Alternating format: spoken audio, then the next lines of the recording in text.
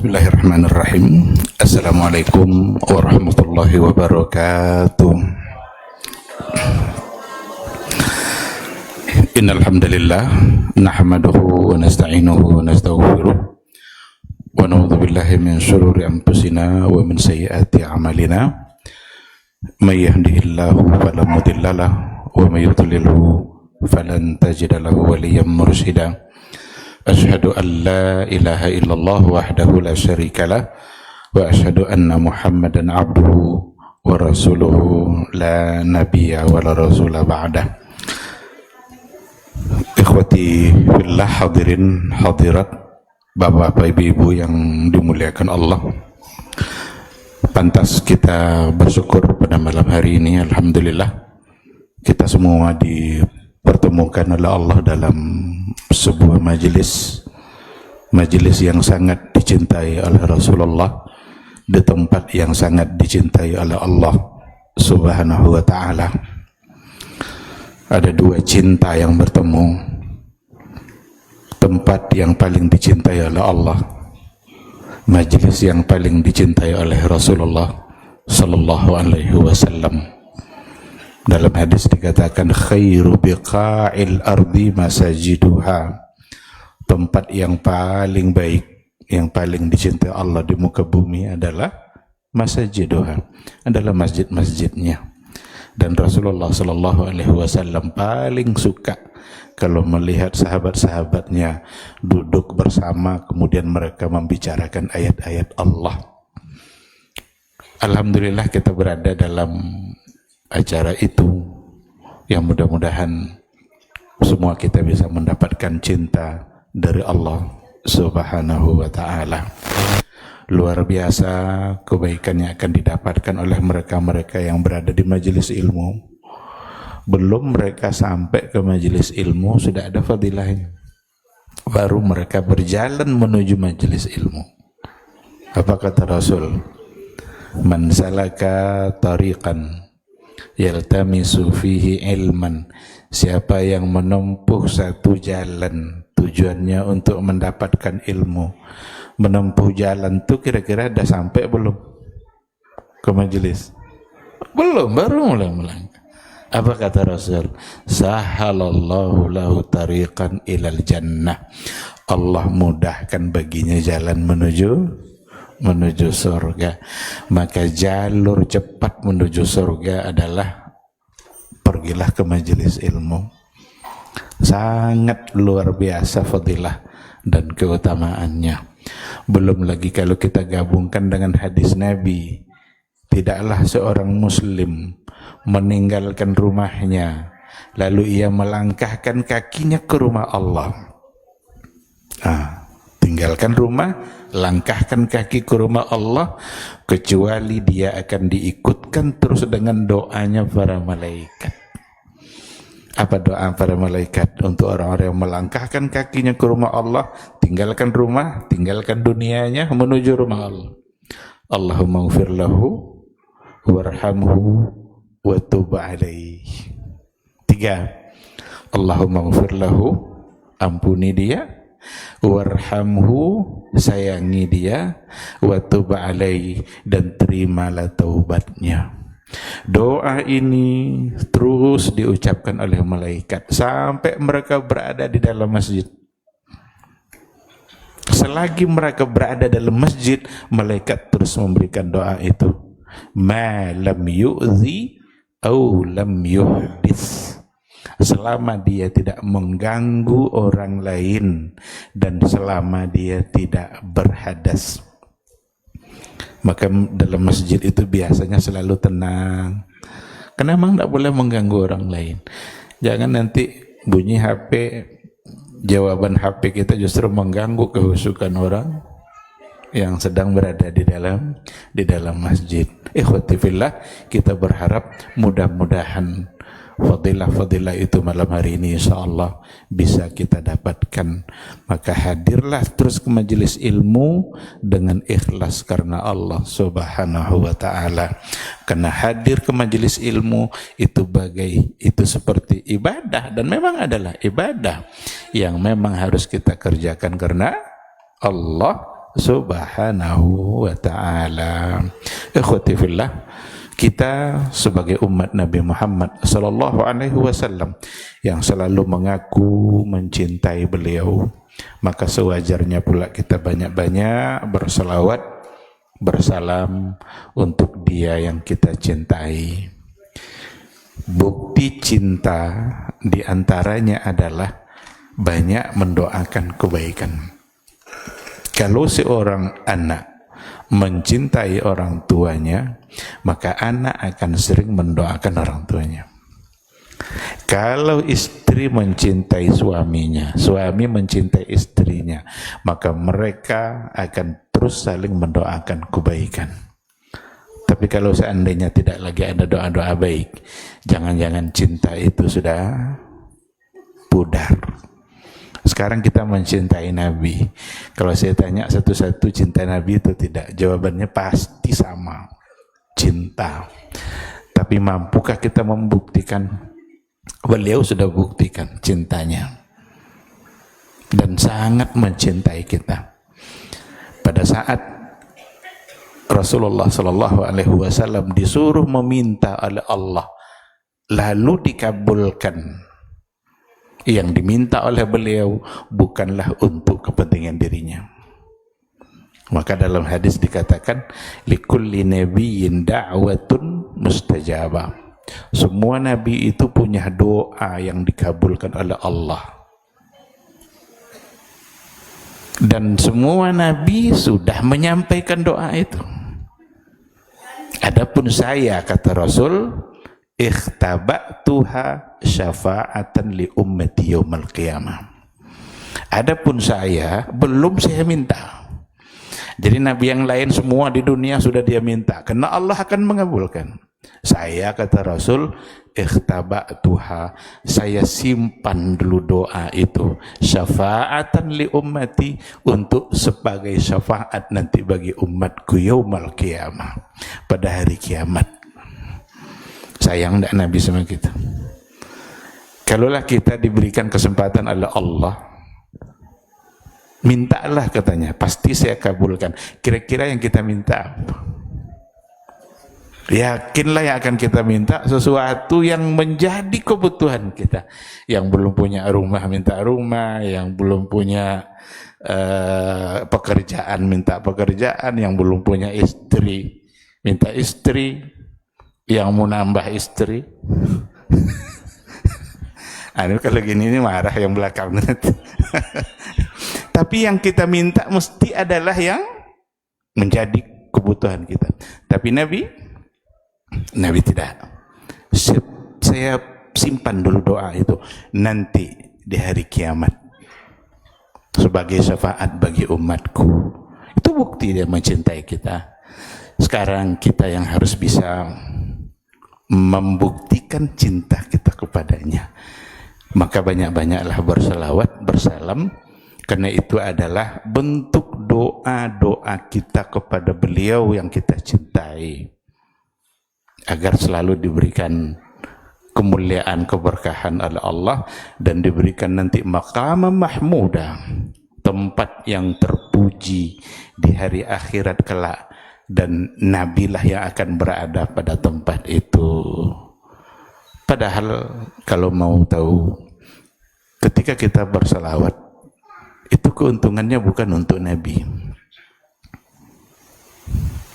Nabi, kira-kira kalau semua kita dalam masjid ini tidak berselawat, Nabi masuk surga enggak? Masuk surga. Kalau kita enggan untuk bersalam, Nabi selamat enggak? Selamat. Terampuni enggak dosa semuanya? Terampuni. Terus untuk apa lagi kita bersalam? berarti keuntungannya untuk kita, bukan untuk beliau. Kita yang akan mendapatkan kemuliaan itu. Kita mulia dengan berselawat untuk beliau. Yang untung itu kita. Karena kata Rasul sendiri, man shalla alayya salatan, siapa yang berselawat kepada saya satu kali, sallallahu alaihi biha asyra, maka Allah akan berselawat untuknya sebanyak 10 kali. Sekarang siapa yang untung?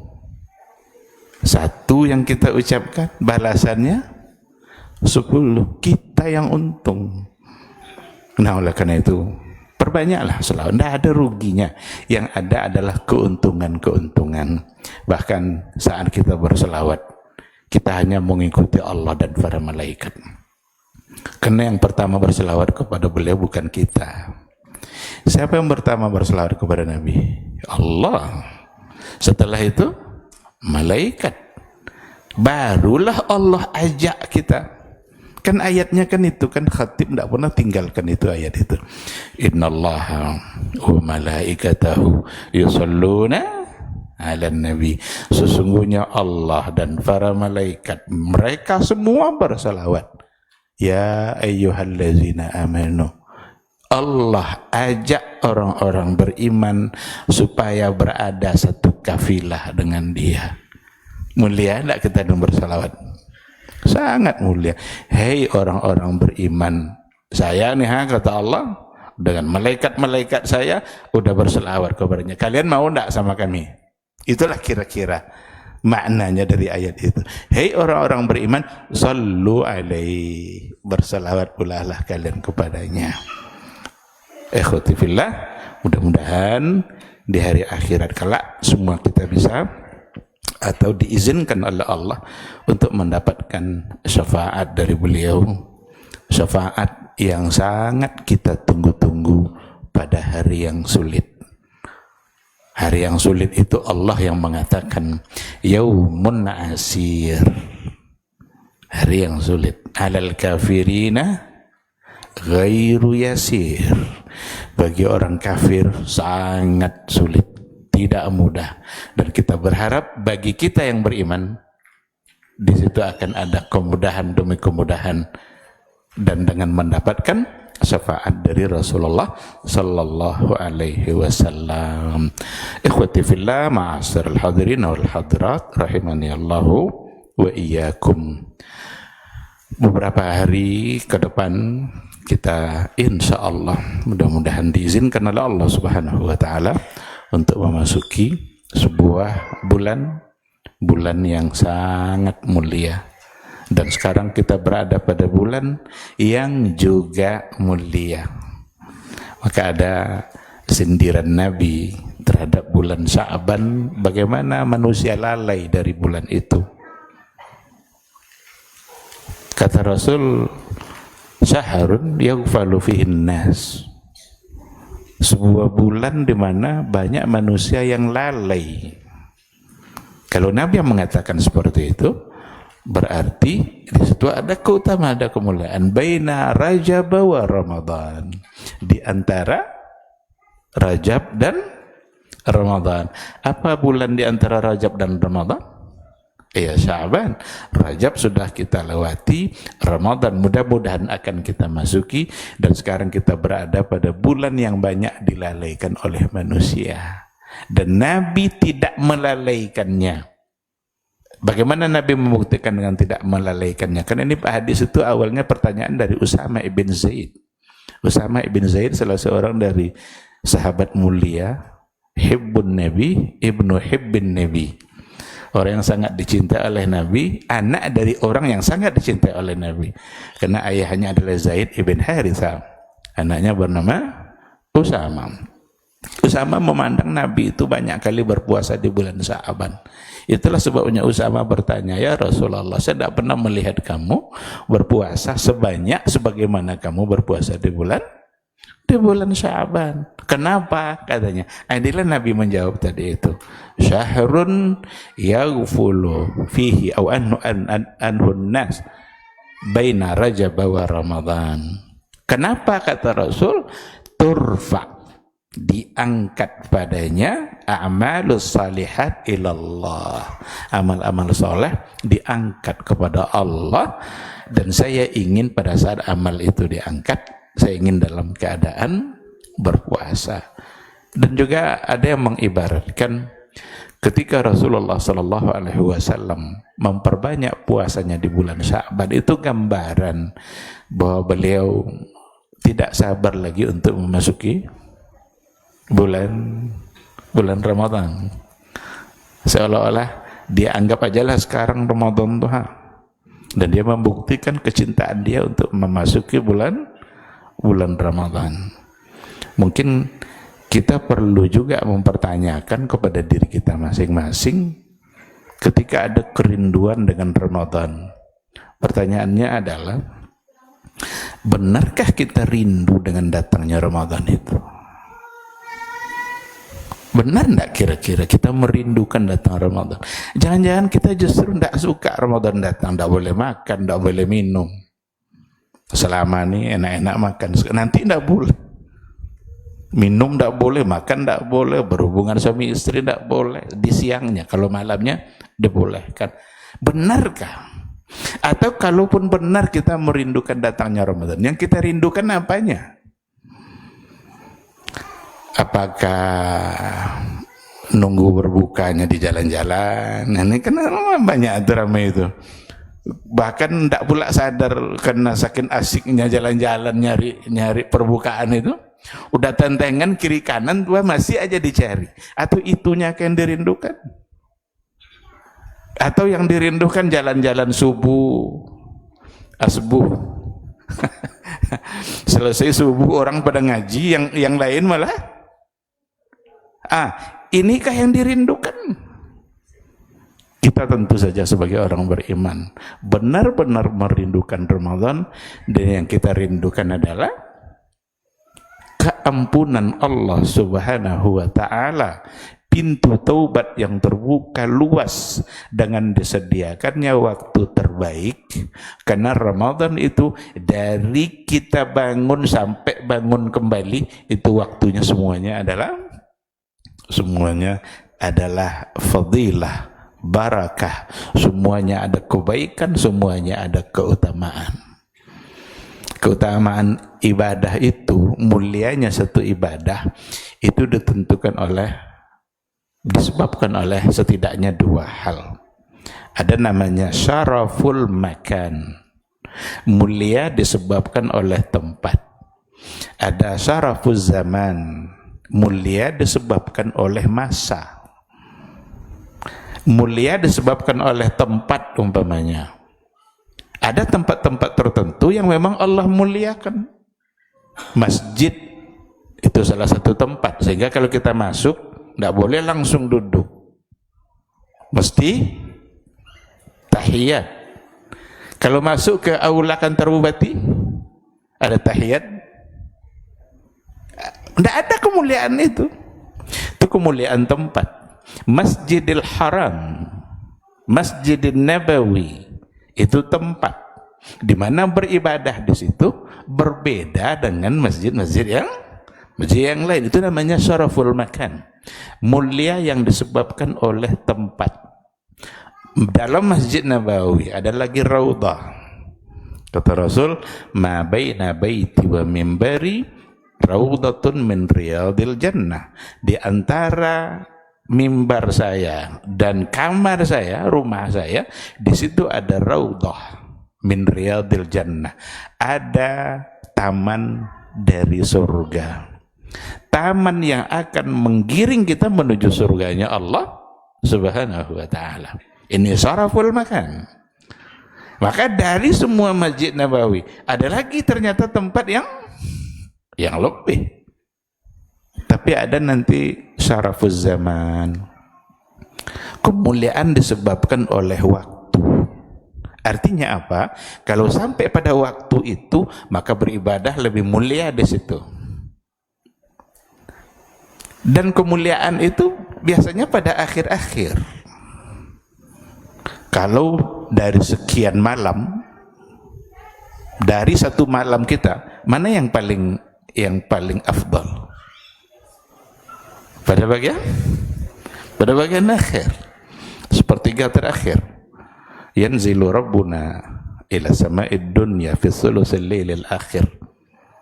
Turun Rabb kita ke langit dunia pada setiap sepertiga malam.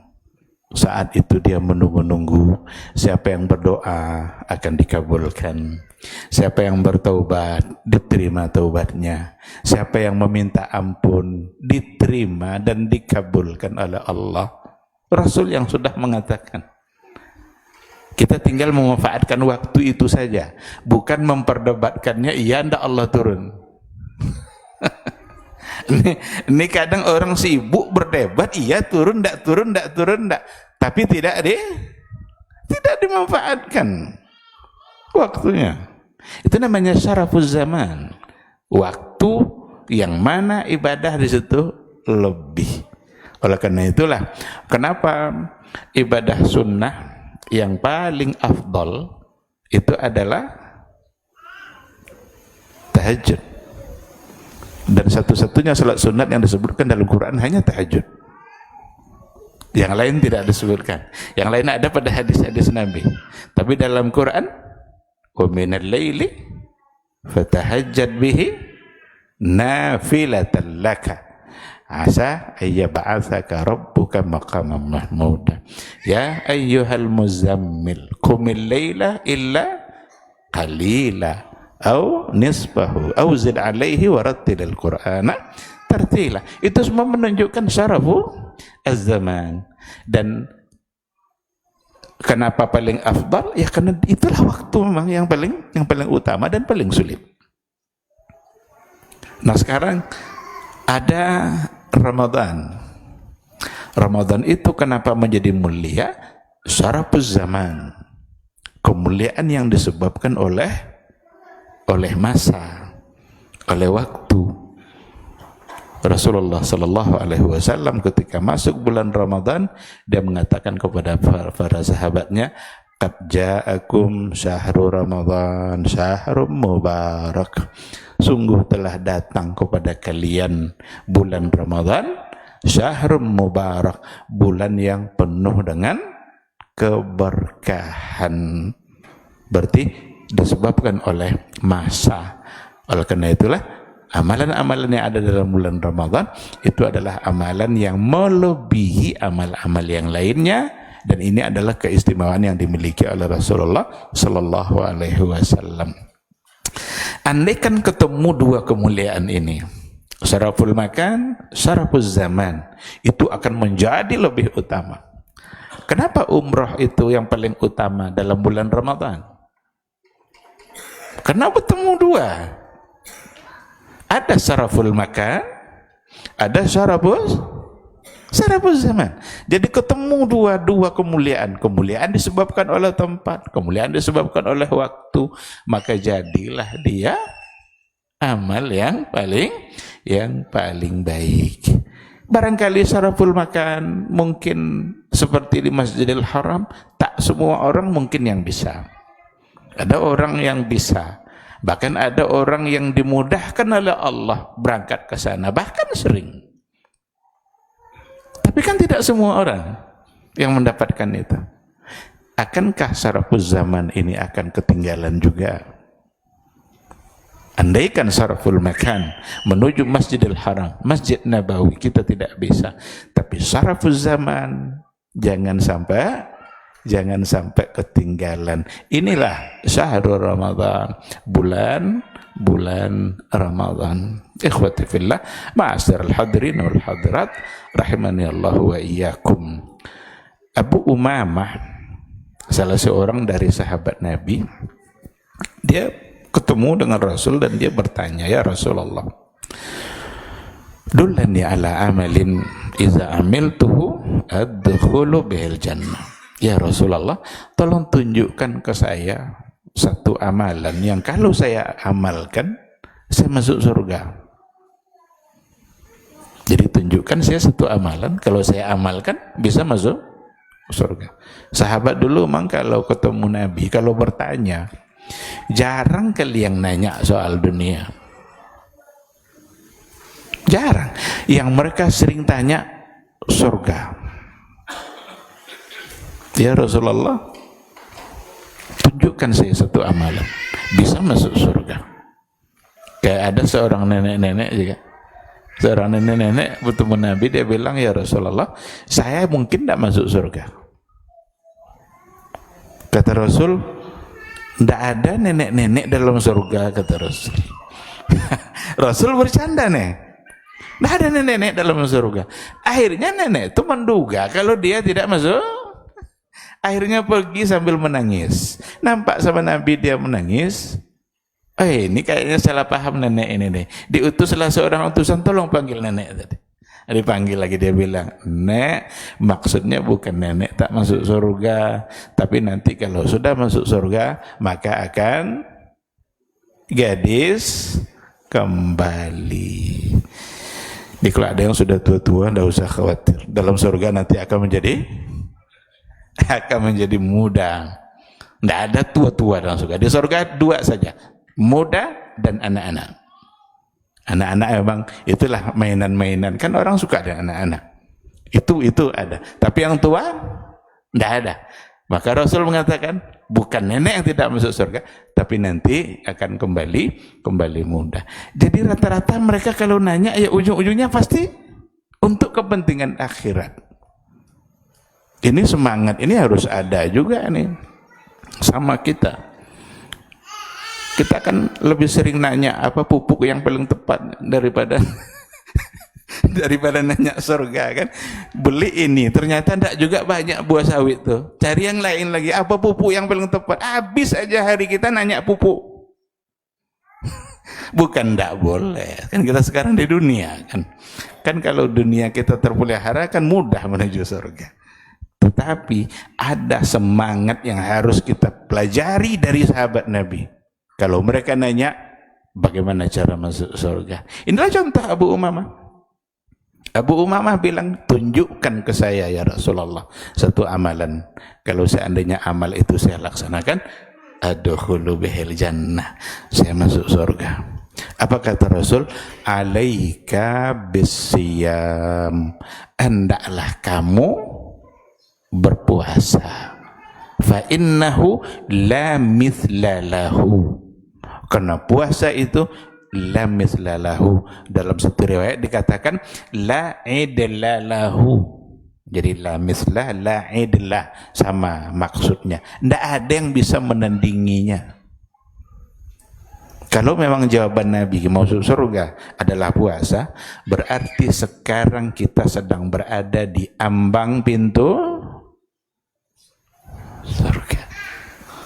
Di ambang pintu surga. Cuma pertanyaannya, apakah sampai di ambang itu masuk atau enggak? Ada masalah gini. Kinilah di ambang, nah. Sebentar lagi insya Allah, mudah-mudahan Allah panjangkan umur kita. Cuma pertanyaannya, ketika nanti pintu surga terbuka, apakah kita akan sibuk di ambang itu aja? Sibuk menghabiskan waktu, tidak memanfaatkan peluang-peluang di dalamnya, agar memang kita pantas untuk dimasukkan Allah ke dalam surga, agar kita pantas untuk mendapatkan ridhonya Allah, agar kita pantas mendapatkan keampunan. Karena orang-orang yang pantas mendapatkan keampunan Allah, itulah yang akan masuk surga. Maka diampuni dulu, baru setelah itu masuk surga. Dan puasa itu semua rangkaian ibadahnya itu untuk menuju keampunan. Coba, man sama Ramadhana, ujungnya apa?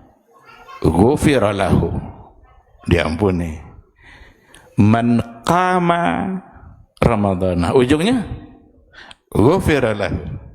Ada yang khusus, man qama lailatal qadri imanan wa ihtisaban, ujungnya ghufira lahu.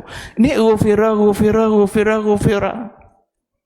Kenapa memang disediakan Ramadan itu untuk keampunan? Biar kita dapat surga. Karena ampunan dulu baru surga. Coba, wasari'u ila maghfiratin wa, mana yang dulu, surga atau maghfirah? wasari'u ila maghfiratin min rabbikum wa jannatin arduha as-samawati wal ard. Bersegeralah menuju ampunan, dan berarti kalau kita sudah diampuni, ujungnya surga. Dan tidak akan ada surga bagi orang yang tidak diampuni oleh Allah. Tidak akan ada surga bagi yang tidak diampuni. Apa contoh yang tidak diampuni? Orang yang tidak bertobat dari syirik sampai mati, dosa itu akan dia bawa. Kalau dia bawa, Allah tidak akan ampuni. Kalau Allah tidak akan ampuni, pantaskah masuk surga? Nah, yang masuk surga pasti yang sudah diampuni oleh Allah. Dan yang diampuni oleh Allah adalah orang-orang yang diridhoinya, orang-orang yang disayanginya. Oleh karena itu, ikhwati fillah, kita adalah manusia yang hamba Allah yang memang banyak dosa. Tidak ada kita nih yang dosanya sedikit. Dua ya pilihan. Banyak sekali. Dosa kita jumlahnya dua aja pilihannya. Pertama banyak, kedua banyak sekali. Adakah yang sedikit? Tidak. Oh Pak Ustadz, kadang-kadang Ustadz banyak dosa pada jemaah. Jangan bangga menjadi seorang Ustadz yang kadang-kadang datang sombong, datang macam-macam, datang iri, rusak hati. Kita ini manusia, hamba Allah yang disebut manusia, yang memang sangat mungkin terjebak pada perbuatan dosa. Coba kalau kita mau memuhasabah, ada ndak hari di mana di hari itu kita ndak ada dosa? Atau ndak usah sehari, setengah hari. Di mana setengah hari itu kita ndak ada dosa? Ada ndak? Kalau seandainya ada hari di mana kita tidak punya dosa, sujud syukurlah panjang-panjang. Itu adalah hari raya. Maka kata Al-Hasan Al-Basri, salah seorang dari ulama besar pada masa tabi'in dari Basrah, yang hari raya itu adalah hari di mana kita tidak melakukan dosa. Itulah yang hari raya.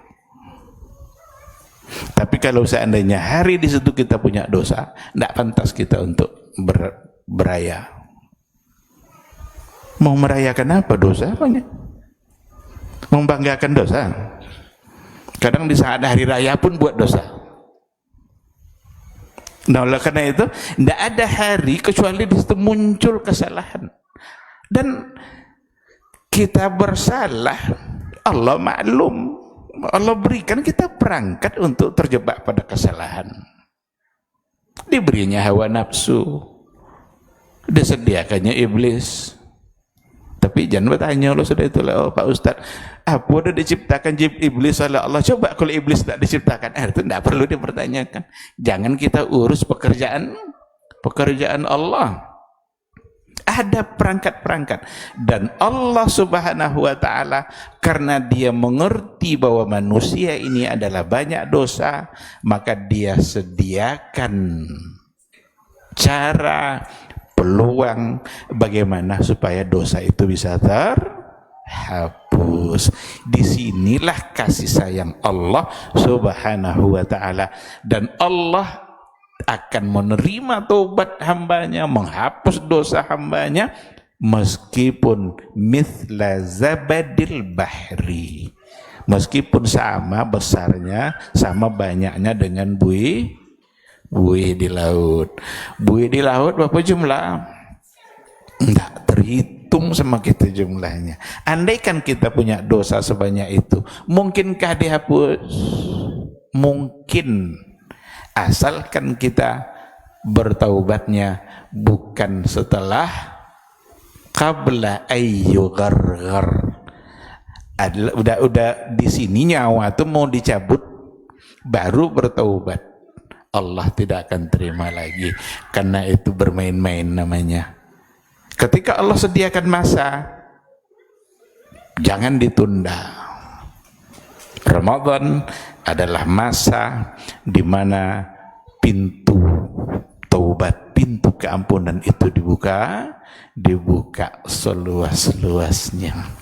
Pintu kasih sayang dibuka seluas-luasnya oleh Allah Subhanahu wa ta'ala. Mulai dari sebelum kita berpuasa. Sebelum kita berpuasa apa? Sahur. Sahur kan belum mulai puasa. Apa kata Rasul? Rahimallahul mutasahhirin. Rahimallahul mutasahhirin. 3 kali. Allah merahmati, menyayangi orang-orang yang bersahur. Allah menyayangi orang-orang yang bersahur. Orang yang berada di waktu sahur. Sahur itu bukan istilah untuk makan. Sahur itu istilah untuk penggalan waktu. Jadi waktu bagian terakhir itu waktu sahur, yang salah satu ibadahnya adalah makan. Coba bayangkan, makan adalah ibadah. Masuk waktu. Baik, kita jawab dulu suara azan insyaallah.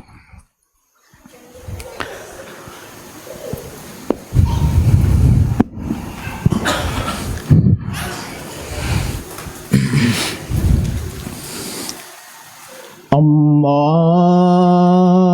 Akbar, Allahu Akbar,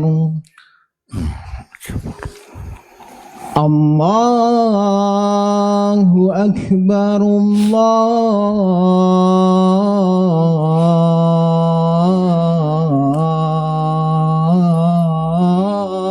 Akbar. أشهد أن لا إله إلا الله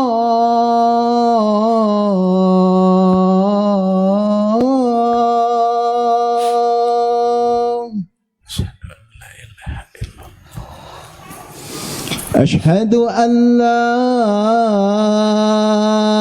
إله إلا الله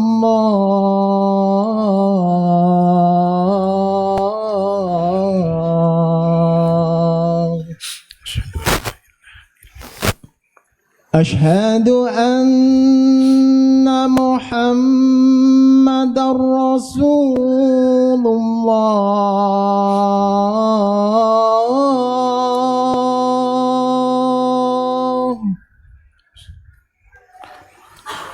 أشهد أن محمد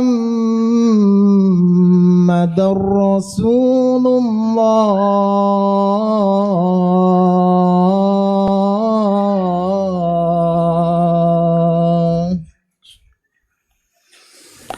حي على الصلاة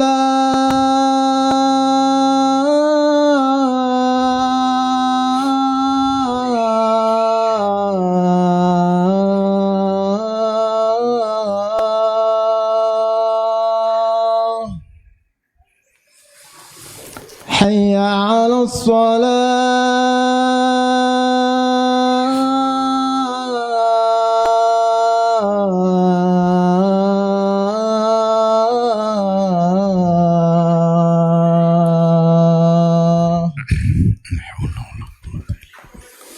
حي على الفلاح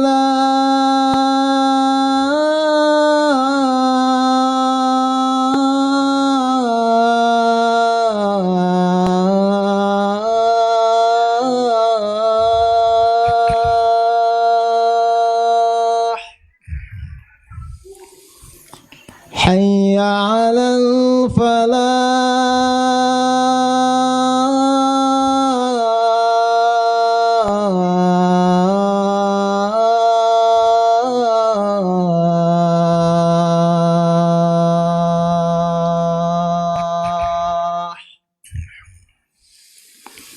الله Allahu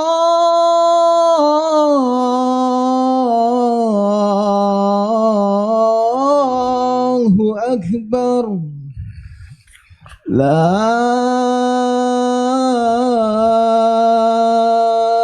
ilaha illallah.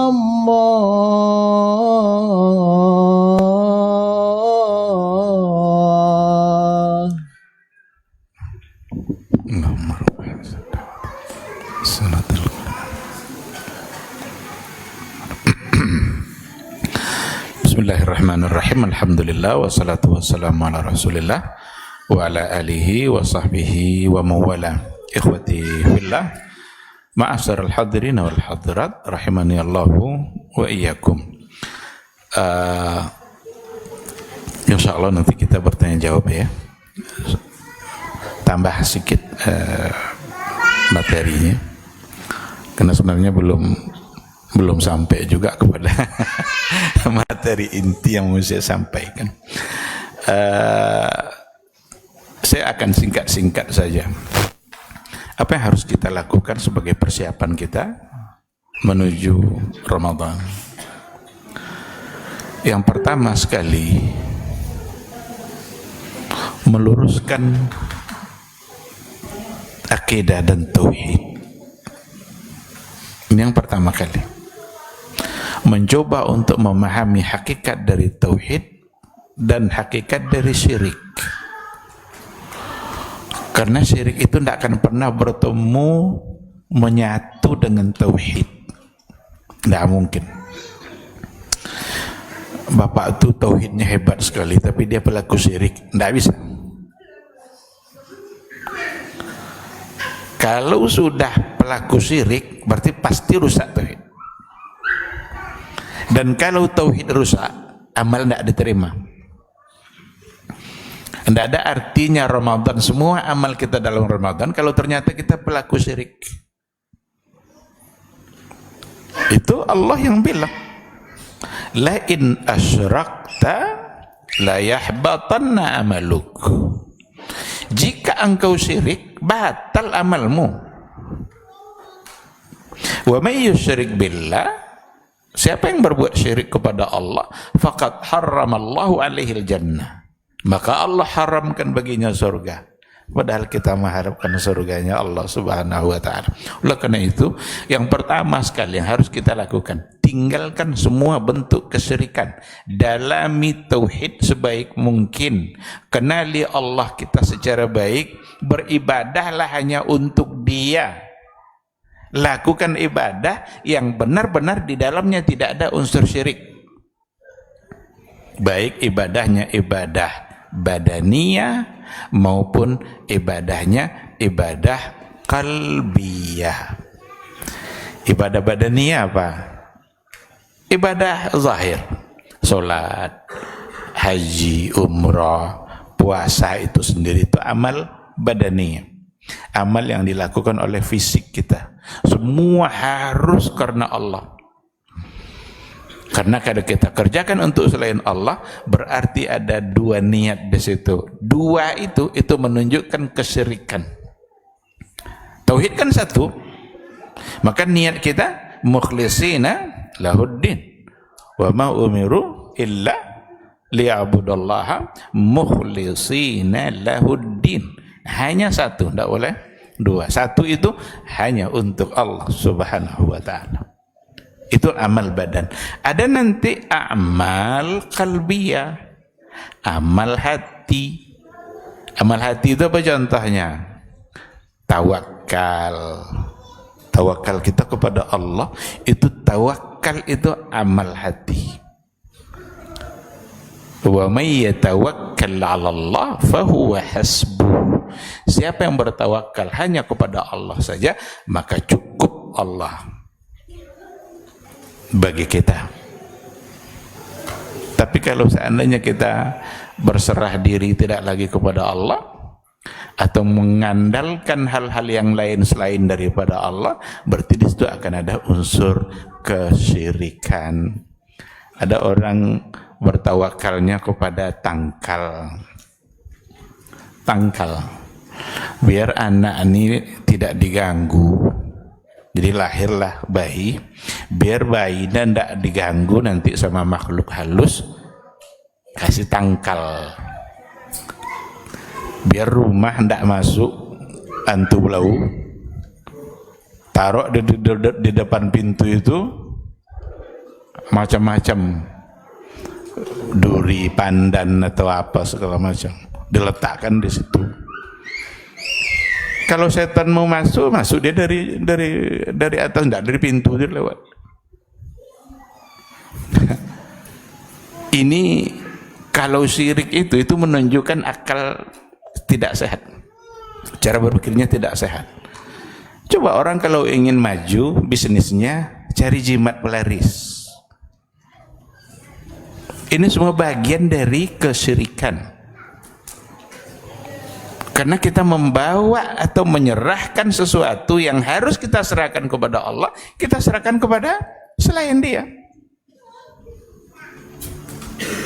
Jimat, tangkal, mantra-mantra dan lain sebagainya, itu kan semua mengganggu keyakinan kita, membuat kita menjadi tidak nyaman. Syirik itu membuat kita sering dihantui oleh khawatir dan takut. Itu yakinlah itu. Apa contoh? Lewat burung gagak di atapnya, dia yang takut. Coba bayangkan. Lewat burung gagak, rak, kata orang, aku siapa kan mati ya Dika. Apakah kematian itu ditentukan oleh burung gagak yang lewat? Kalau burung gagak tidak lewat, tidak ada yang mati. Atau kalau dia lewat pasti mati.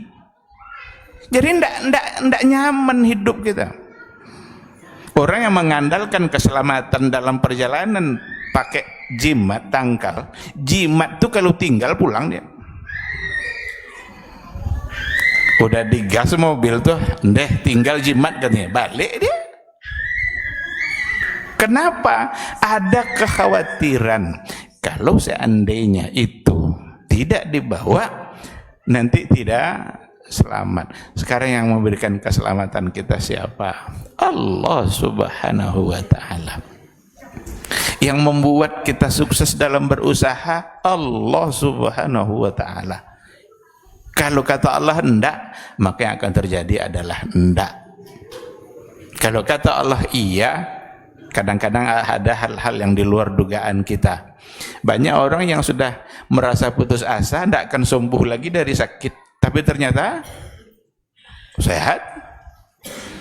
Ada orang yang ketika mengandalkan kekayaan dia dalam berobat, saya ini apa aja lah penyakit saya, bisa saya berobat, kan saya punya banyak duit. Tapi pastikah dia sehat? Tidak. Yang akan memberikan kebaikan, kesehatan, semuanya hanyalah Allah.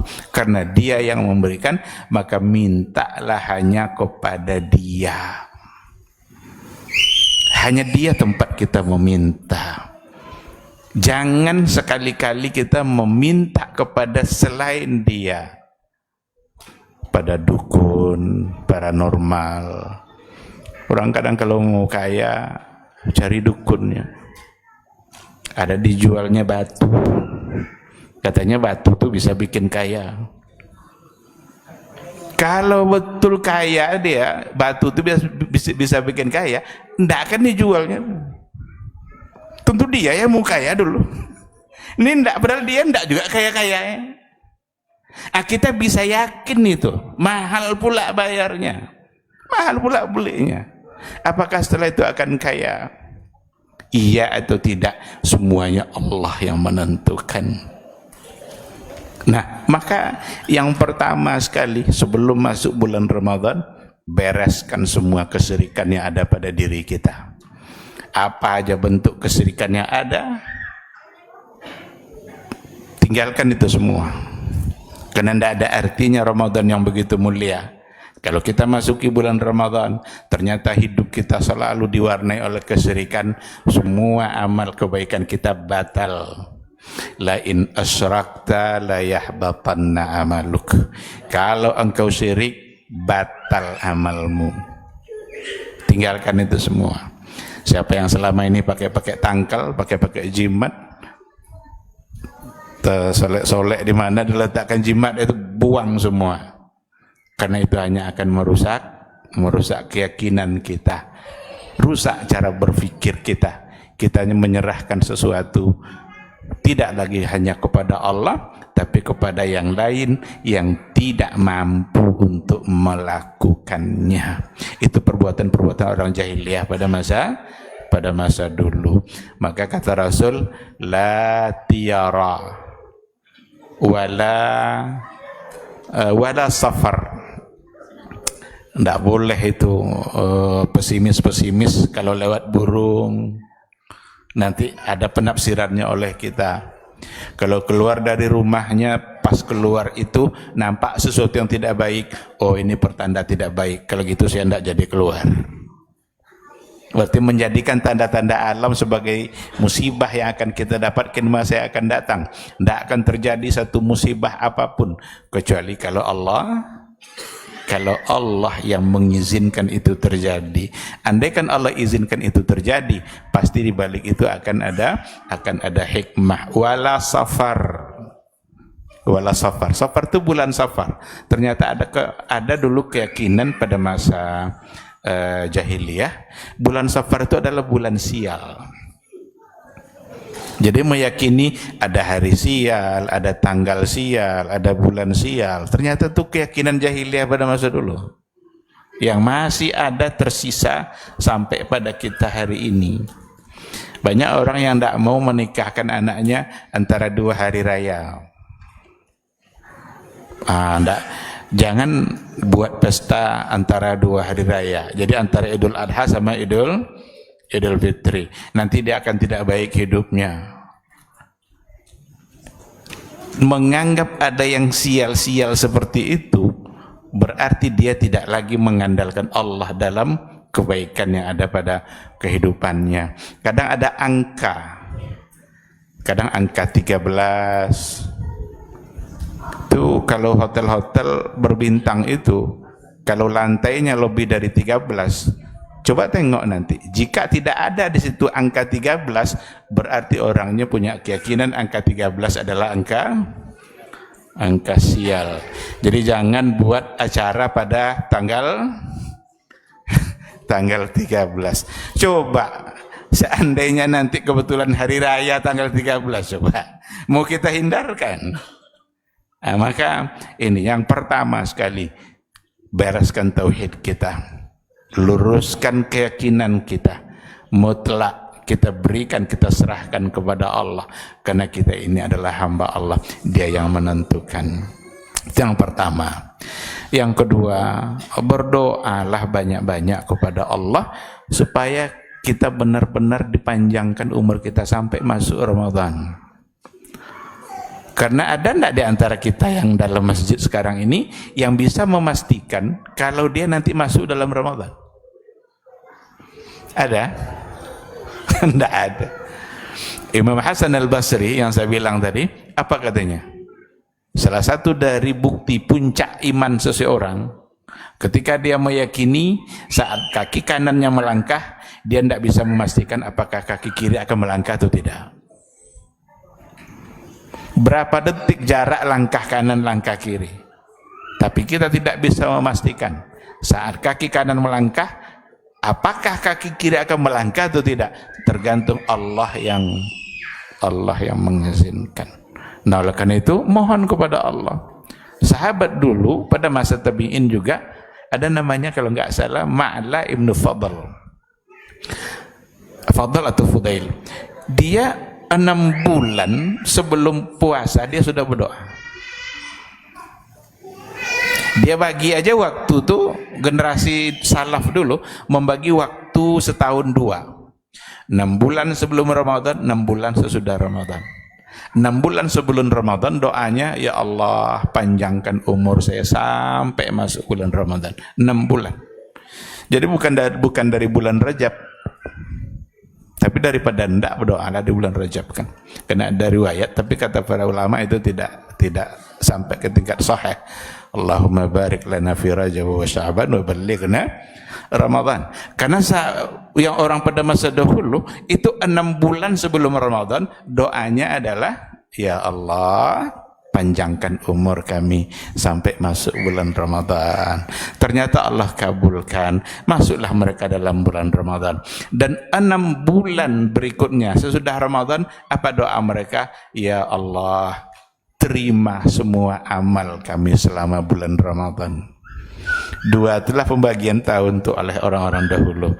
6 bulan sebelum, 6 bulan sesudah. 6 bulan sebelum supaya masuk Ramadan, 6 bulan sesudah supaya amalan selama Ramadan diterima oleh Allah. Karena kalau amal sudah diterima, itu adalah kebahagiaan yang sesungguhnya. Dan tidak ada di antara kita satu pun yang bisa memastikan apakah amalnya diterima oleh Allah atau tidak. Tidak ada yang bisa memastikan. Maka apa kata Umar bin Al-Khattab? Beliau mengatakan, andaikan saya tahu ada satu amal saya yang pasti Allah terima, maka pada hari itu saya siap mati. Bayangkan, itu Umar pula yang ngomong. Andaikan saya tahu ada satu amal saya yang pasti Allah terima, maka pada hari itu saya siap mati. Karena ada yang bisa dibanggakan nanti di hadapan Allah. Kita bukan Umar, bukan siapa-siapa. Orang yang Umar itu dijamin oleh Rasul masuk surga. Minal mubasyirina bil jannah.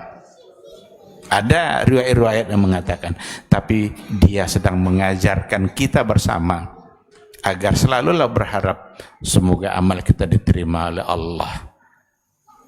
Maka perbanyak amal, lengkapi syarat dan rukunnya, kemudian memohon kepada Allah agar diterima. Jadi perbanyak doa, mudah-mudahan Allah mengabulkan doa kita, dan mudah-mudahan kita semua diizinkan kembali untuk menikmati indahnya Ramadan. Yang ketiga, karena Ramadan adalah sebagai sebuah ibadah, dan ibadah tidak diterima kalau tidak berdasarkan kepada ilmu, maka perbanyak ilmu Ramadan. Perbanyak ilmu kita tentang Ramadan. Kalau seandainya kita tidak update ilmu kita, Ramadan kita akan seperti dulu-dulu aja. Tidak ada bedanya, hanya rutinitas. Ramadan orang Ramadan kita, raya orang raya kita, gembira orang gembira kita. Maka kegembiraan itu nanti bisa 2 kemungkinan. Saat kita mengakhiri Ramadan, ada 2 kemungkinan kegembiraan. Ada orang bergembira sedang menyambut kemenangan dia. Tapi ada orang bergembira menyambut kemenangan orang lain. Kita mau yang mana? Apakah pura-pura bergembira? Ataukah kita benar-benar dengan upaya kita, kemudahan diberikan Allah dalam beribadah, membuat kita benar-benar pantas untuk bergembira? Maka dengan adanya ilmu Ramadan wajib dipahami. Karena banyak hal-hal yang keliru, yang kalau kita sampaikan kadang-kadang juga sulit untuk diterima. Saya ingin kasih satu contoh. Imsak kan ditandai dengan bunyi, ada bunyi sirine, maka datanglah waktu imsak. Banyak orang menganggap bahwa kalau sudah berbunyi tidak boleh makan, tidak boleh minum, karena imsak itu artinya menahan. Berarti kita sudah harus menahan. Itu salah. Baru ada kewajiban menahan, kewajiban imsak yang sesungguhnya kalau sudah masuk waktu subuh. Sekarang bagaimana kalau seandainya orang bangunnya oleh sirine itu? Coba. Jadi ndak bangun, dia pas bunyi sirine bangun.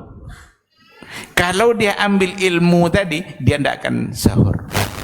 Padahal masih ada 10 menit lagi. Maka tasaharu fa inna fis sahuri barakah. Sahurlah kalian, karena dalam sahur itu ada keberkahan. Sahur itu tidak mesti banyak-banyak, meskipun kurma, ada segelas air. Sekarang kalau seandainya dia bangun oleh bunyi sirine, jadikan itu kehati-hatian menjelang masuk waktu subuh, bukan waktu di mana menghalangi kita untuk makan dan untuk minum.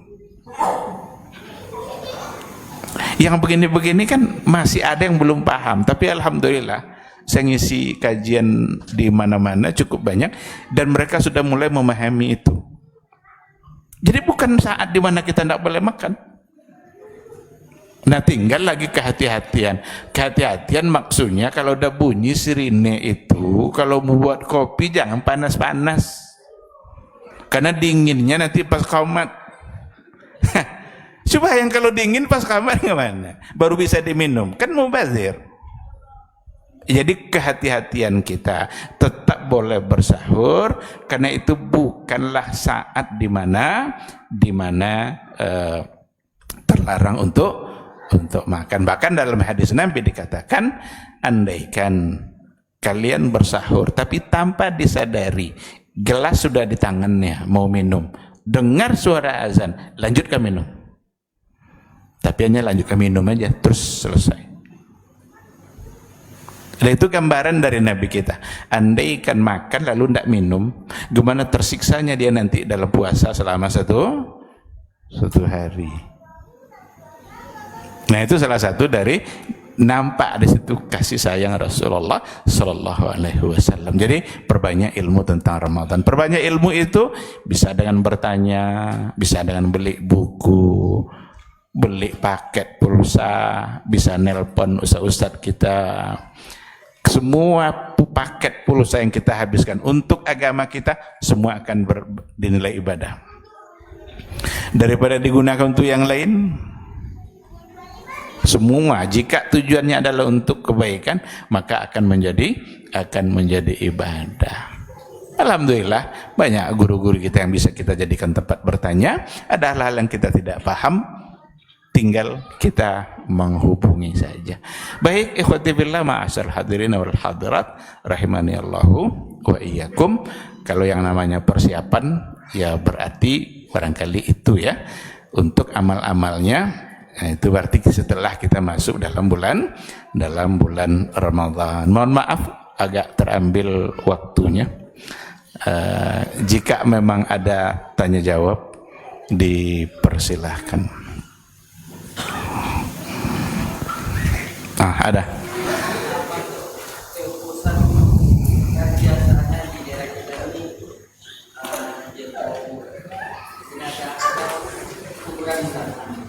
Apa keutamaan jenguk jenazah? Ziarah. Ziarah kuburan, bukan melayat jenazah. Ziarah kuburan, baik. Ziarah itu adalah sebuah sunnah yang Nabi kita Sallallahu Alaihi Wasallam melakukan dan menganjurkan. Ini hukum umum dari ziarah. Kata Rasul dalam hadis, kuntu nahaitukum an ziyaratil kuburi ala fazuruha. Dulu saya larang kalian ziarah kubur, tapi sekarang ziarahlah. Dulu dilarang. Kenapa dilarang? Karena khawatir akan merusak imannya di awal-awal Islam. Tapi di akhir sudah tidak. Dan Nabi pun melakukannya. Maka sunnahnya ada sunnah fi'liyah, ada sunnah qauliyah. Nabi melakukannya kadang malam-malam malam. Tiba-tiba Aisyah kehilangan Nabi. Mana Rasul ini kok tidak ada? Tadi dia di samping saya. Ternyata Nabi pergi ke Baqi', kuburan Baqi' yang ada di samping Masjid Nabawi. Dulu tentu agak jauh dari rumah Nabi. Kalau sekarang kan sudah pas. Ini pelataran ini. Ternyata Nabi dari situ. Dan Nabi berziarah malam-malam. Siapa sekarang yang bisa ziarah malam-malam? Ziarah kubur malam-malam. Nabi melakukan itu. Maka secara umum ziarah adalah sunnah. Tinggal lagi persoalannya, apakah ada kehususan-kehususan tertentu sebagai fadilah? Ini yang perlu dipastikan dalilnya. Ketika datang ketentuan secara umum, amalkan secara umum. Maka kita boleh ziarah sekarang, sebelumnya, sebelum Ramadan, sesudah Ramadan, secara umum boleh. Ketika sudah kita katakan nanti bahwa lebih baik ziarah itu pas menjelang Ramadan, kata lebih baik ini perlu penguat dalil. Ada atau tidak? Andai kan ada orang melakukan dengan keyakinan itu yang lebih utama, berarti ia menjadikan sebuah ibadah. Ibadah mesti berdasarkan kepada dalil. Padahal kalau dia lakukan boleh aja, bukan karena ada keutamaan. Oh, kami bukan menganggap keutamaan Pak Ustadz, cuma kebetulan kakak-kakak saya yang di Malaysia itu baru bisa pulang sebelum Ramadan dan kami ziarah. Berarti bukan karena keutamaan waktu, karena kesempatan yang ada adalah saat itu. Silahkan. Jadi yang tidak boleh itu adalah menjadikan sesuatu sebagai ketentuan syariat padahal tidak ada dalil. Mengatakan lebih baik berarti kan itu sebagai sebuah ketentuan syariat. Padahal ziarah boleh kapan saja. Sekarang boleh tidak baca surat Wadduha di rakaat pertama salat duha? Boleh? Jadi salat duha kita rakaat pertama baca Wadduha. Boleh, tidak apa-apa. Besok salat duha baca Wadduha pertama. Besok lagi salat duha baca lagi Wadduha. Tapi sekarang sampai pada satu keyakinan, boleh enggak sunnah hukumnya baca surat Wadduha di rakaat pertama salat duha? Boleh? Enggak boleh. Kita sudah menjadikan sebagai satu ketentuan. Ketentuan ini hanya Nabi yang berhak. Nabi yang diutus untuk menyampaikan ketentuan itu. Mana yang Nabi tidak berikan ketentuan, jangan kita buat-buat. Kalau seandainya datang secara umum, berarti lakukan pula secara umum. Boleh enggak baca Yasin setelah makan siang? Boleh? Boleh, apa salah Yasin? Baca Quran. Daripada nonton telenovela. Besok habis selesai makan baca Yasin. Boleh?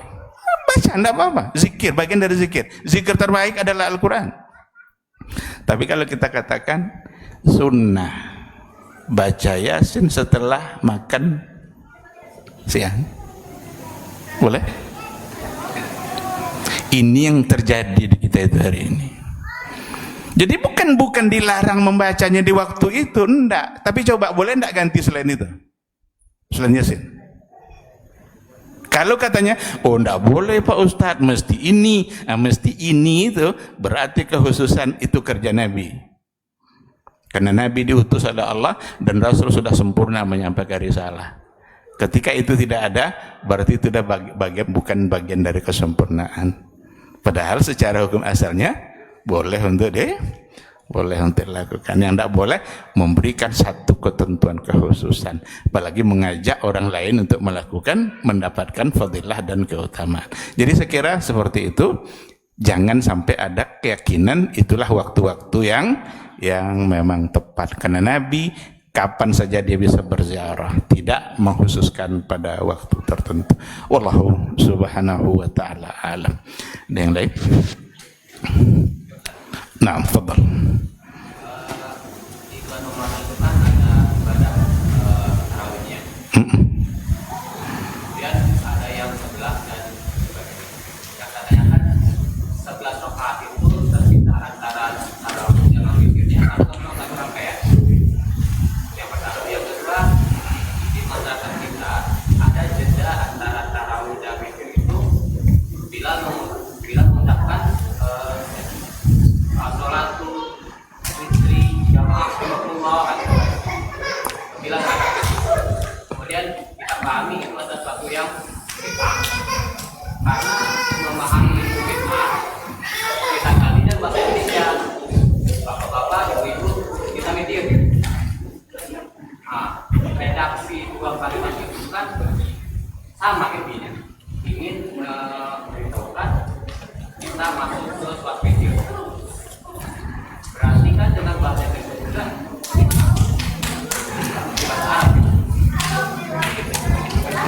Iya, baik.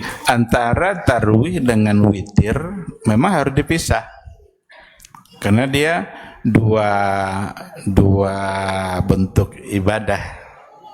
Ada at-tarawih, ada nanti witir. Witir itu sebagai penutupnya. Dulu orang-orang Mekah pada masa dia ada catatan sejarahnya itu dari 8, kemudian dari 20 pada masa Umar, itu riwayat mengatakan 20, disahihkan itu oleh sebagian ulama, meskipun sebagian yang mengatakan itu dhaif. Tapi pada masa Umar bin Abdul Aziz itu khusus untuk Ahlul Madinah itu 36. Setelah itu baru witir. Apa alasan Umar bin Abdul Aziz? Karena orang Mekah itu setiap kali dia selesai 4 rakaat itu mereka bisa tawaf. Tarawih itu kan artinya kan santai, tenang, santai, tidak terburu-buru. Jadi kalau ada tarawih tercepat di dunia itu tidak sesuai dengan nama tarawih itu sendiri. Dia ada tarawih tercepat 7 menit 23 rakaat. Coba bayangkan, 7 menit 23 rakaat. Mana tarwihnya? Maka orang-orang dulu selesai dia 4 rakaat baca Quran, ada yang tawaf, ahlu Makkah, ada yang berzikir. Cemburulah orang Madinah, ngadu sama Amirul Mukminin. Orang Mekah itu mereka bisa tawaf, bisa ini, banyak ibadahnya katanya. Kita kemana? Ditambahlah oleh Amirul Mukminin Umar bin Abdul Aziz untuk Al-Madinah menjadi 36. Itu yang disampaikan oleh Syatiyah Muhammad Salim dalam bukunya 1000 tahun sejarah tarwih di Masjid Nabawi. Maka witir itu sebagai ibadah penghujung. Ada kadang yang mengakhirkan witirnya, silahkan. Artinya terpisah. Sekarang dia tarwih, nanti dia witirnya. Ada yang langsung mengerjakan. Dan hadis Nabi mengatakan, man shalla ma'al imami hatta yansarifa kutiba lahu qiyamul lailah. Siapa yang sholat bersama imam sampai imam itu selesai witir, imam witir pula dia, kutiba lahu qiyamul lailah, maka dicatatkan baginya ibadah semalam penuh. Jadi tidak perlu lagi kita meragukan hadis itu. Andaikan nanti kita bangun lagi di malam hari, kita bisa pakai ibadah yang lain, bisa sholat, bisa baca Quran. Andaikan mau tetap sholat dalam bentuk tahajud, tapi tidak boleh diakhir lagi dengan witir, karena tidak boleh witir itu 2 kali dalam semalam. Nah, sekarang kembali kepada pertanyaan tadi itu, ada yang untuk mengisyaratkan supaya orang tahu kalau itu adalah witir, sebagai mengisyaratkan. Nabi dulu pernah ketika ingin mengumpulkan orang agar dia berkumpul di masjid, Nabi bilang as-salatu jami'ah. Ketika mau gerhana, kan orang tidak tahu tuh, Nabi ingin orang tuh berkumpul. Nabi bilang as-salatu jami'ah, sehingga mereka berkumpul. Maka sekedar untuk mengisyaratkan. Ada juga yang bilang salatul witr, sekedar itu aja. Maka kalau ingin mengingatkan seperti itu, wallahu alam, sepanjang pengetahuan saya tidak masalah. Yang dipersoalkan oleh para ulama, bacaan-bacaan tertentu, zikir-zikir tertentu yang harus ada di antara apa tadi. Bahkan ada fatwanya Ibnu Hajar Al-Haythami, dia punya fatwa kubra, dia itu bermazhab Syafi'i. Dia mengatakan yang seperti itu bacaan-bacaan antara rakaat itu setelah salam itu, dia sendiri bilang itu bid'ah. Itu dari mazhab Imam Syafi'i. Ibnu Hajar Al-Haythami dalam fikih dia, dalam fatwa kubro dia. Nah, kalau itu barangkali. Tapi kalau yang sekadar mengingatkan witir, insya Allah agar orang tahu. Karena ada juga yang mungkin dia nanya ke yang samping, witir dia gini. Dia nanya kepada yang di samping. Tapi ketika ada suara yang didengar, mungkin membuat orang menjadi tahu. Karena itu terkait nanti dengan niat. Kan kita mau sholat witir kan ada niatnya kan. Tarawih ada lagi niatnya. Maka dia dua ibadah yang berbeda. Wallahu subhanahu wa ta'ala a'lam. Di sini ada pertanyaan, Ustadz, kalau telat bangun tapi pas makan tiba-tiba azan, itu makannya di ini yang tidak bisa saya baca ini. Dimakannya dilanjut. Dilanjut. Makanya dilanjut apa tidak? Makan jangan dilanjutkan. Apalagi bertambah. Bertambah. Kalau memang kita sedang makan, lalu tiba-tiba dengar azan, hentikanlah makan itu. Hentikan. Tapi minum. Bawa kepada hadis tadi, andaikan di tangan kalian sudah ada cangkir yang mau diminum, tiba-tiba azan, maka minum saja. Jadi solusinya makan sambil pegang. Nanti pas dengar azan, wallahu alam, bercanda itu. Jadi kalau untuk makan memang jangan diteruskan. Upayakan sebisa mungkin untuk berhenti. Barangkali bagian-bagian akhir dari sisa, mudah-mudahan Allah memaafkannya, karena kita tidak tahu. Zaman sekarang barangkali tidak pula sulit lagi untuk mengetahui itu kan. Dulu kan tidak ada jam, tidak ada apa. Kalau sekarang kan suara azan di mana-mana, kita juga punya patokan waktu yang bisa kita pegang.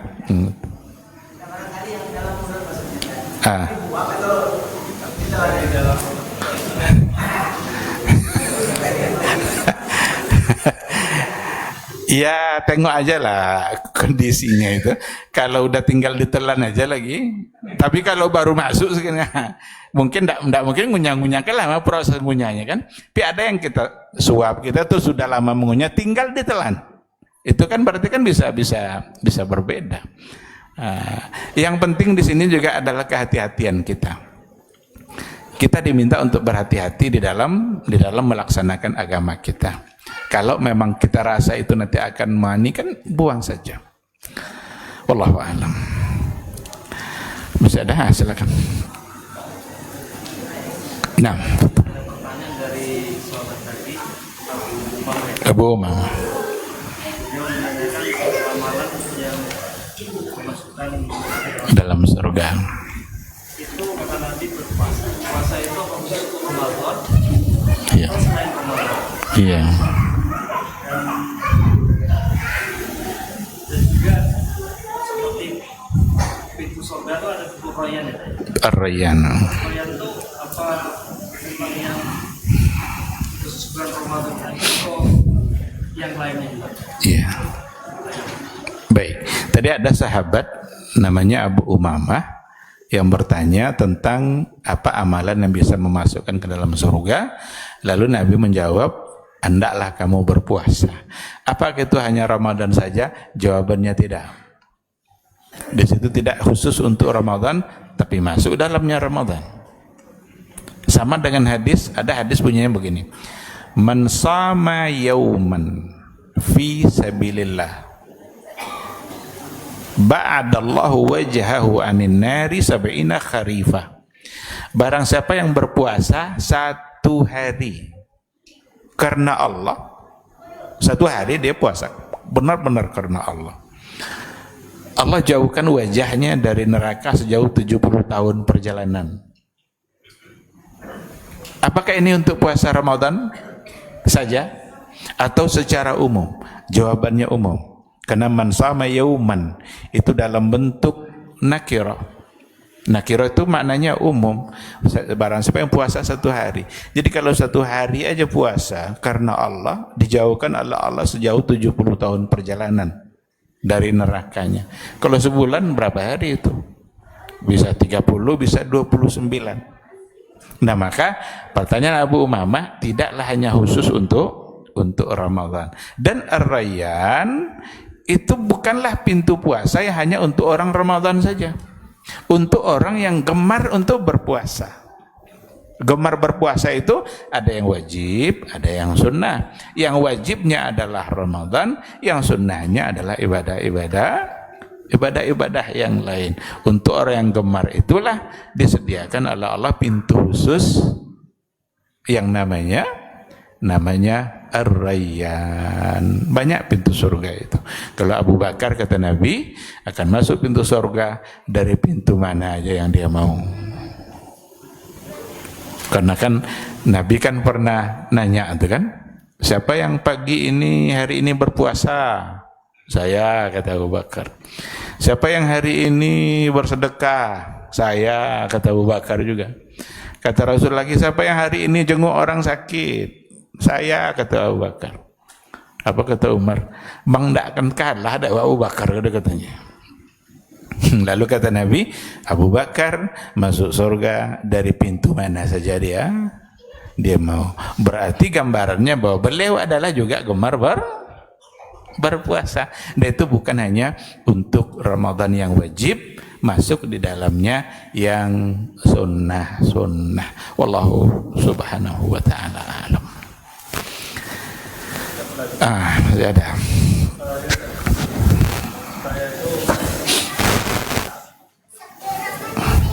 Kadang di waktu saya sering menggunakan karena sesak juga menggunakan teknologi. Jadi saya pernah nengok di beberapa satu dokter yang bilang membatalkan. Kalau yang dari Ustaz Serang itu membolehkan karena ada itu.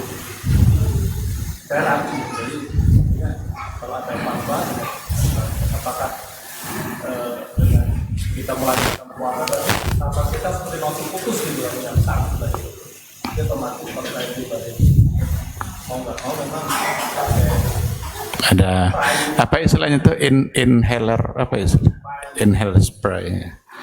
Terhadap saya di situ ternyata ada dua pendapat ini, yang satu memang cukup batal langsung polis itu batal gitu ya. Ada pendapat Iya. Baik, terima kasih. Ini bagian dari masail mu'asirah fi siyam. Ini bagian dari masalah-masalah kontemporer yang ada dalam ibadah puasa. Banyak masalahnya itu. Apakah cuci darah membatalkan puasa? Termasuk yang tadi itu. Bagaimana dengan obat tetes mata? Batalkah puasa atau tidak? Obat tetes telinga? Termasuk yang inhaler? yang tadi itu ada dua pandangan memang. Kenapa ada orang yang membolehkan dan banyak ulama yang membolehkan? Karena katanya masuknya tidak sampai ke lambung, dia masuknya hanya berhenti sampai di mulut untuk kemudian melapangkan pernapasan. Jadi sampai di situ dia tidak masuk ke dalam. Yang mengharamkan itu adalah ketika masuk sampai ke dalam. Maka ada yang membolehkan. Tapi ada sebagian yang lebih berhati-hati. Kehati-hatian itu yang membuat dia, karena ada sesuatu yang masuk dari mulut. Sekarang masuk dari mulut itu terus tidak dia ke lambung atau tidak? Ini penyebab mereka berbeda. Dan kita menemukan ulama muasir kontemporer yang memang memandang dalam hal yang berbeda, termasuk yang tetes telinga, tetes mata. Ada dua pandangan. Termasuk yang cuci darah. Ada yang mengatakan batal, ada yang mengatakan tidak batal. Yang mengatakan batal karena yang dimasukkan bukan lagi hanya darah, tapi sudah dicampur dengan glukosa, nutrisi yang lain, sehingga kalau habis cuci darah sama dengan habis makan. Yang dimasukkan bukan hanya darah. Kata yang lain, dia masuknya bukan lewat mulut, masuknya lewat sini. Sama dengan suntik. Nah, jadi ada hal-hal yang ini. Andai kan memang tujuannya untuk nutrisi, maka batal. Seperti impus membatalkan puasa tidak? Kan enggak juga di mulut, kan ada orang diimpus lewat mulut. Enggak kan lewat sini kan? Tetapi fungsinya sama dengan makanan. Ndak pun kita makan seharian itu aman kita. Berarti ada makanan yang masuk cuma lewat yang lain. Nah, jadi yang begini-begini biasanya memang selalu diwarnai oleh perbedaan. Maka yang mengatakan tidak batal itu karena obat itu katanya tidak terus sampai ke lambung, dia hanya berhenti sampai sini untuk kemudian pernapasan menjadi lapang. Sedangkan yang mengatakan batal itu dia lebih mengedepankan kehati-hatiannya karena ada sesuatu yang masuk dari mulut. Nanti begini saja, kalau memang umpamanya rasanya kita tidak sanggup untuk berpuasa, kan ada apa namanya? Ada rukhsah, ada keringanan bagi orang yang sakit untuk boleh tidak berpuasa. Tapi kalau diambil pendapat yang mengatakan mengatakan tidak batal itu, memang dia punya alasan. Saya pernah membaca masalah seperti itu. Itulah alasannya. Yang membatalkan itu adalah ketika dia masuk sampai ke lambung, dan itu tidak ada pada inhaler spray tadi itu. Gitu. Allah Subhanahu wa taala alam. Dan ada juga katanya justru puasa bisa membuat sehat orang yang penyakit. Allah, coba nanti benar-benar mohon kepada Allah, ikhlaskan diri, meminta sejujur-jujurnya, mudahkan saya dalam berpuasa ya Allah. Mudah-mudahan nanti dimudahkan. Wallahu a'lam. Cukup ya. Alhamdulillah. Untunglah Pak Purwanto bilang cukup. Terima kasih saya ucapkan kepada semuanya. Semoga Allah Subhanahu wa taala memudahkan kita untuk taat dan menyampaikan umur kita sampai pada bulan Ramadan, sehingga kita merasakan kenikmatan dan keindahan keampunan Allah dalam bulan Ramadan. Semoga kita sehat-sehat selalu, tambahlah terus ilmu agar kita mengerti dan kewajiban kita, dan semoga semua kita setia di atas sunnah Rasulullah Sallallahu Alaihi Wasallam. Terima kasih dan mohon maaf agak terlalu lama. Subhanakallahumma bihamdika asyhadu an la ilaha illa anta astaghfiruka wa atubu ilaik. Wassalamualaikum warahmatullahi wabarakatuh.